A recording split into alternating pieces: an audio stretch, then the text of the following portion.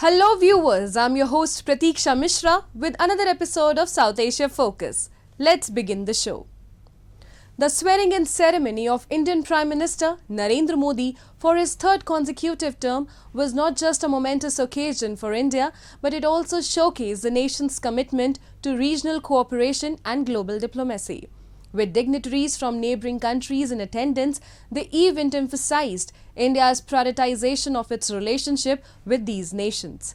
As India's foreign policy takes centre stage, guided by the principles of Bharat First and the world is one family, the world eagerly awaits to see how these principles will shape its future interactions. Take a look.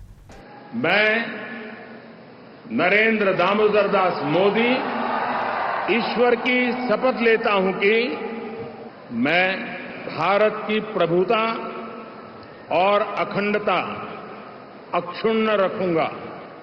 The swearing-in ceremony of Indian Prime Minister Narendra Modi for his third consecutive term was a momentous and historic event. The event was attended by a wide array of dignitaries, both domestic and international, reflecting the significance of the occasion. The presence of leaders from neighboring countries and the Indian Ocean region emphasized India's prioritization of its relationships with these nations.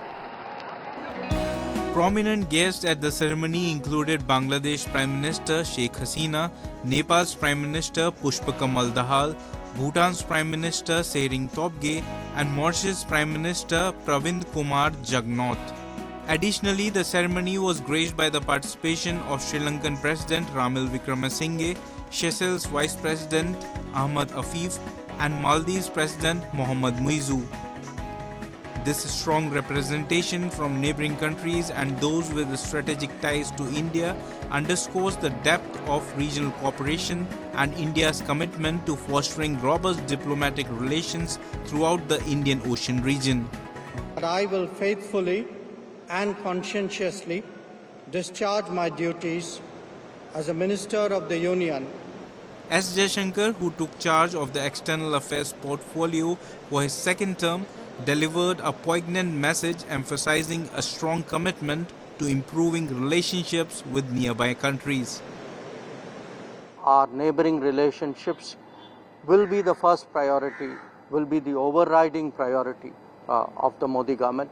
And that is as it should be. India's recent foreign policy has been marked by active involvement, forming strategic alliances, and prioritizing efforts to enhance peace, stability, and economic growth at both regional and global levels. In his address, S. Jaishankar outlined the key principles that will guide India's foreign policy, emphasizing a commitment to advancing national interests while fostering cooperation, inclusivity, and global harmony. Looking ahead, definitely I think the two axioms that the Prime Minister has given us, Bharat First and Vasudhaiva Kutumbakam, these will be the two guiding axioms of the Indian foreign policy. As India's foreign policy takes center stage, the world watches closely to see how these guiding principles will shape its interactions on the global stage. With a focus on Bharat First and Vasudhaiva Kutumbakam, India's commitment to advancing its own interests while fostering global cooperation and unity is clear. The participation of leaders from neighboring countries at Prime Minister Modi's swearing-in ceremony signals a shared vision for regional stability and prosperity.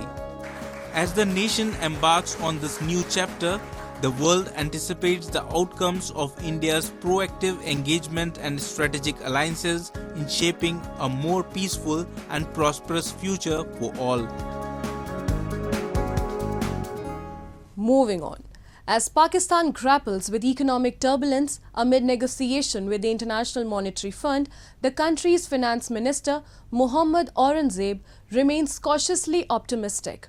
While challenges loom large, Aurangzeb sees potential in the ongoing discussions aiming to bolster the nation's financial stability through policy reforms. With considerations such as increasing the petroleum levy on the table, Pakistan navigates a complex path towards economic resilience. A report. Pakistan's economy faces formidable challenges amid ongoing negotiations with the International Monetary Fund. Persistent fiscal deficit, driven by a misalignment between government expenditures and revenues, exacerbate the country's financial instability. High levels of public debt, coupled with a widening current account deficit and diminishing foreign exchange reserves, underscore the urgency of external assistance to mitigate the risk of a balance of payment crisis. इक्तिसादी तरक्की की शरह 3.6% रहने का इम्कान है। However, Pakistan's Finance Minister Mohammad Aurangzeb expressed optimism regarding the discussions with the International Monetary Fund, characterizing them as constructive. Islamabad aims to bolster its argument for a fresh bailout agreement through its national budget. IMF का जैसे आपको इल्म है कि वो mission यहाँ से होकर गया है, उसके बाद सारी वर्चुअल डिस्कशन उनके साथ चल रही है। इस बजट के सिलसिले में भी जो कुछ सबमिशंस हैं वो उनके साथ इस वक्त बातचीत में ये शामिल हैं, और मैं सिर्फ इस वक्त ये कहूँगा कि मुस्बत पेशरफ्त है, और अभी कोई फ़ाइनल बात हम कर नहीं सकते हैं, क्योंकि जब तक कोई स्टाफ लेवल एग्रीमेंट हो ना जाए तो तब तक मैं कोई फिनैलिटी के साथ बात नहीं करना चाहता, अदर दैन द फैक्ट कि अभी तक जो हमारी बात हुई है वो मुनासिब सिमत में जा रही है। The discussions with the IMF present an opportunity for Pakistan, but they come with strict conditions and the need for challenging policy reforms. Successfully addressing these challenges calls for a comprehensive strategy including fiscal responsibility, structural challenges, and specific actions to foster lasting economic growth and enhance the well-being of the Pakistani people. Pakistan is considering increasing the petroleum levy as part of its efforts to address fiscal challenges and enhance revenue streams. ये जो 60 से 80 रुपए की तजवीज़ है, पहली बात तो ये है कि ये हम पहले दिन नहीं लगाने जा रहे।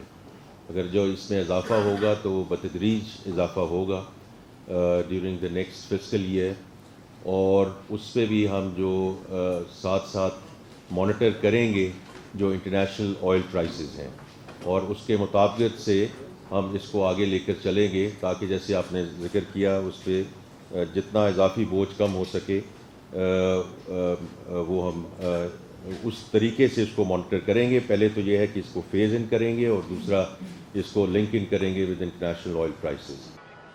As Pakistan navigates through these intricate negotiations and economic challenges, the road ahead remains challenging yet filled. The failure of the Pakistani economy can be attributed to a combination of systemic issues and external factors. Pakistan has experienced frequent political instability, including military coups, weak civilian governments, and political unrest. Uncertainty in governance has undermined economic planning while hindering long-term growth. Rampant corruption at various levels of government and society has distorted markets and eroded public trust. Weak governance institutions and ineffective regulatory frameworks have further exacerbated economic challenges. Time now for Asia This Week, the stories from across the continent. A fire broke out in a building housing workers in the city of Mangaf in southern Kuwait early on June 12, killing over 40 people. The country's Deputy Prime Minister Sheikh Fahad Yusuf Saud accused real estate owners of violations and greed, saying those factors contributed towards the incident. مع الأسف طمع أصحاب العقارات هو اللي يؤدي إلى هالأمور هذه، وأنا الحين بكلم مدير البلدية من باكر، من الحين أنا أتكلم حق أصحاب العقارات كلها، من باكر أي مخالفة عقارية راح تنزال باكر الصبح، يعني راح يزيلها صاحب العقار من نفسه، ولا أنا راح أعطي تعليمات البلدية الحين باكر يزيلون. هذا القرار اللي المفروض يطلع من زمان ويتنشطون في البلدية. مع الأسف كان في إهمال من تجار العقارات علشان يعملون مخالفات، وهذه نتيجة المخالفات. اليوم للحين وأنا أكلمكم 41 واحد متوفي. سبب شنو؟ سبب تجار العقارات مع الأسف. The nationalities of those who died were not immediately disclosed by authorities.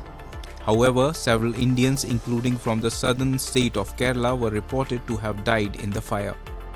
Indian Prime Minister Narendra Modi held a review meeting of the Kuwait fire tragedy in New Delhi on the very same day.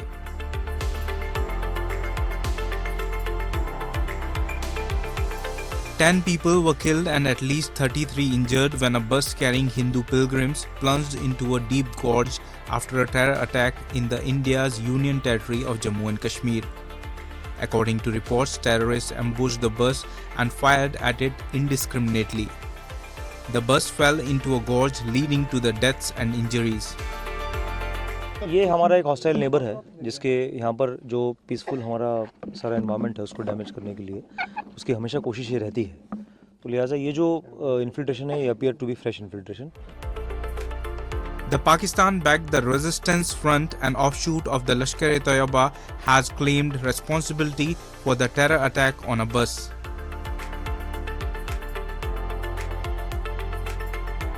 The Thai Constitutional Court on June 12 began deliberating on a case to disband the opposition Move Forward party for violating the constitution by seeking to amend the Royal Insult Law.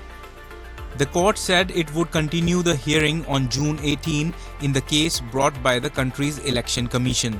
The dissolution case is part of a trio of politically charged cases being heard by the court, including one that could potentially lead to the Prime Minister's dismissal.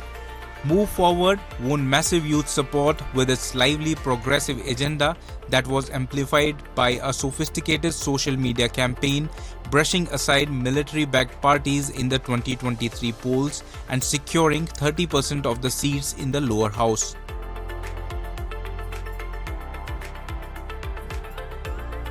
Sirens went off as the Israeli defense system intercepted rockets fired towards northern Israeli towns from Lebanon. Lebanon's Hezbollah fired scores of rockets at Israel in apparent response to an Israeli strike which killed a senior Hezbollah field commander, further ratcheting up tensions in their 8-month-long conflict. The Iran-backed Hezbollah and Israel have been trading fire since the eruption of the Gaza war in October, in a steadily intensifying conflict that has fueled concern of a bigger confrontation between the heavily armed adversaries.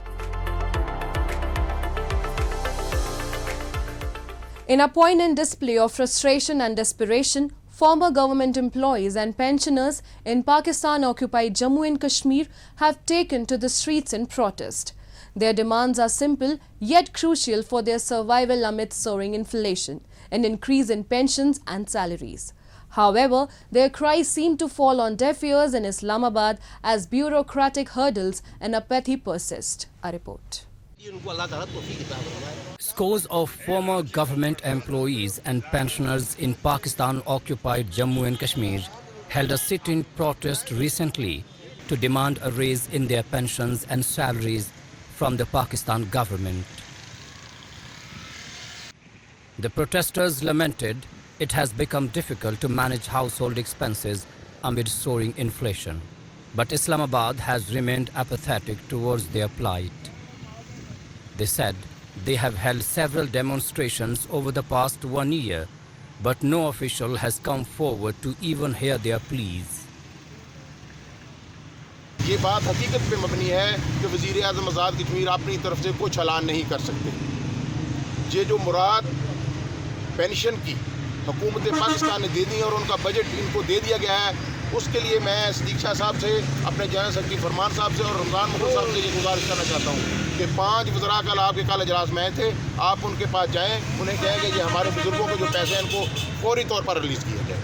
और दूसरी बात जो इन्होंने लिखी है कि अगर pensioner फौत हो जाता है तो उसकी पेंशन उसकी बेवा बेटी को दी जाती है, उसकी बहू को ट्रांसफ़र की जाती है, उसको बेवा को की जाती है. ये कानून है, इस्लामी जमहूरिया पाकिस्तान का कानून है, उसी के तहत आज़ाद जम्मू कश्मीर रियासत में तमाम पेंशनर और कानून है, तो ये उनको ट्रांसफ़र होनी चाहिए. अगर ये यहाँ पे नहीं हो रही, ये हमारे बुज़ुर्गों का मुतालबा है, तो फौरी तौर पर आज़ाद कश्मीर जम्मू रियासत को इस पर अमल दरामद करवाना चाहिए. The protesters also demanded implementation of a law that in case a pensioner passes away, his pension should be transferred to his widow or daughter. They decried the bureaucratic blockade that has led to a delay in addressing their demands.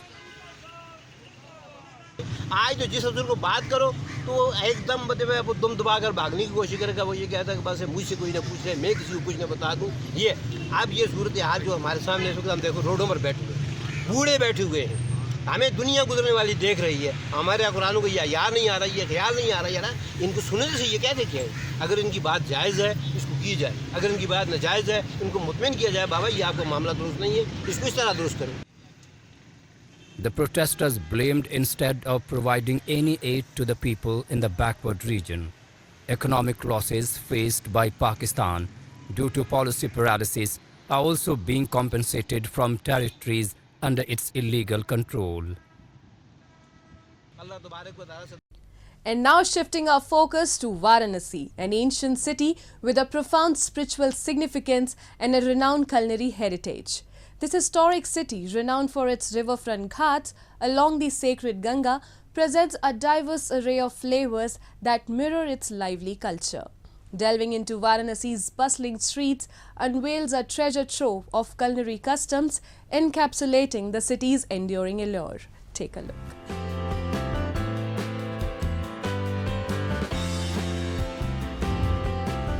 As the first rays of sun paint Varanasi's ghats in golden hues, the aroma of freshly brewed tea fills the air, marking the start of a new day.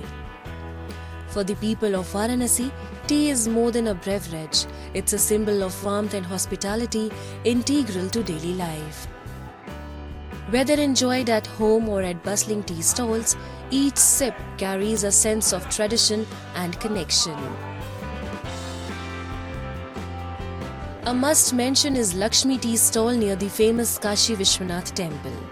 Established in 1958, the tea shop is well known for its toasted bread with butter and cream, perfectly paired with a cup of tea. बनारसियों के लिए चाय अमृत की समान है। जैसे चाय पान सुबह मॉर्निंग में पूरी सब्जी खाने के बाद जैसे नाश्ता वास्ता कर लिए तो फिर उनको चाय पान चाहिए ही। और जो बाहर के टूरिस्ट आते हैं वो भी देख के यही सब हिसाब से चलते हैं, खाते पीते हैं। और हमारे ये दुकान जो लक्ष्मी चाय वाले हमारे पिताजी खोले हैं और इन्हीं ने चालू किया, इन्हीं के नाम से आज मशहूर हो गया। इन्हीं के नाम से लक्ष्मी चाय वाले को, उन्हीं का नाम था Lakshmi. Venture into the bustling lanes of Varanasi and you will encounter the irresistible aroma of freshly fried kachoris or deep-fried breads paired with flavorful potato curry. The hot dish combined with sweet jalebis or funnel cakes showcases Varanasi's culinary prowess, offering a symphony of crunch and spice. Rajesh Gupta's Madhur Jalpan, a 75-year-old shop, serves these sweets freshly fried in desi ghee or clarified butter. हमारी shop 1953 से है, 75 year progress इस समय चल रहा है। Third generation हम लोग ऑपरेट कर रहे हैं और ये बनारस का सुबह का ब्रेकफास्ट है। ये कचौड़ी है, उसके संग जलेबी है, छोटी आलू कचौड़ी, बनारसी आलू कचौड़ी, ये चलती है बनारस में। हमारे यहाँ शुरू से देसी घी का है और शुद्धता पे हम लोग ध्यान देते हैं और हमारे दादाजी का स्थापित है, हम लोग तीसरी पीढ़ी उसको स्थापित चला रहे हैं उसको। Amidst the heat of the day, a glass of fodi lassi or a flavored iced yogurt drink provides a refreshing escape. Served in earthen cups or tall glasses, lassi embodies Varanasi's hospitality with a taste of comfort and indulgence. The most famous spot is Blue Lassi in Vishwanath Street, where owner Chanchal adds a special touch with fruit infusions.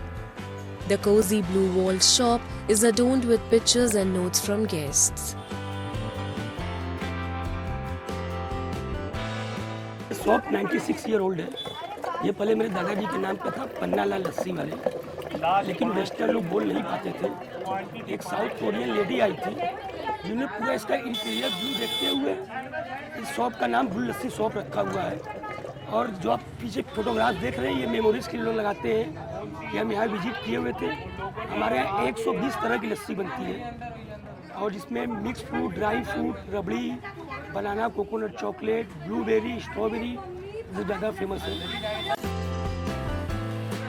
As dusk descends, Varanasi streets come alive with the tangy aromas of chaat, a bold, spicy snack made with fresh tomatoes, onions, spices and lemon.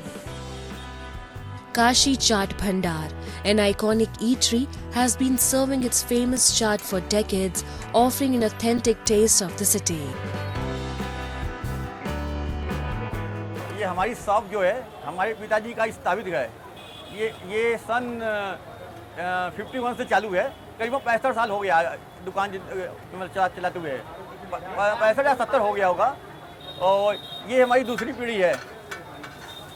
यहाँ का जो टमाटर चाट है बहुत famous है। यहाँ लोग टमाटर को जो खाते हैं, लोग एक दूसरे से तारीफ करते हैं कि ये यहाँ बनारस जाइएगा, यहाँ का टमाटर चाट जरूर खाइएगा। बहुत बढ़िया, बनारस को बार बार आने का दिल करता है। मोदी जी ने इतना अच्छा काम करा दिया है, कॉरिडोर इतना अच्छा बन गया, मंदिर की जो पहले संकरी गलियां थी आज देखने का हर पल दिल करता है वहीं बैठे रहे। और फिर काशी आगे काशी चाट पे ना आए, ऐसा तो हो नहीं सकता, इसलिए काशी चाट पे आगे काशी चाट खाने आए हैं। Varanasi, being a hub of religious tourism and ancient heritage, attracts countless visitors from India and abroad. Amidst the spiritual allure, its culinary treasures stand out, offering a memorable aspect of the visit. From traditional tea stalls to iconic eateries serving flavorful delights, Varanasi's food culture enriches every traveler's experience.